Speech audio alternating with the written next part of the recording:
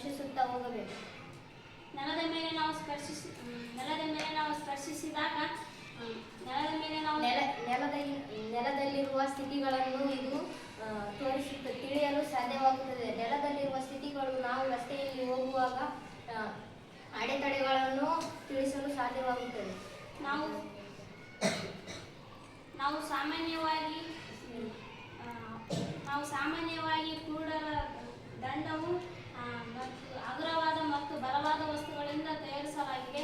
ಮತ್ತು ಕ್ರೂಡರ ದಂಡವು ಸಾಮಾನ್ಯವಾಗಿ ತಮ್ಮ ಸಹಾಯದಿಂದ ಅಡೆತಡೆಗಳು ಮತ್ತು ಅಂಚುಗಳು ಮತ್ತು ಮೆಟ್ಟಿಲುಗಳು, ಗುಂಡುಗಳು ಮತ್ತು ಇನ್ನು ಹಲವಾರು ಗಳನ್ನು ಗುರುತಿಸಬಹುದು. ಇದು ರಸ್ತೆ ಅಥವಾ ರಸ್ತೆಯಲ್ಲಿರುವ ಗುಂಡಿಗಳು ಅಥವಾ ಜಂಪ್ ಅಂತೀವಲ್ಲ, ಅದು ಬಂದಾಗ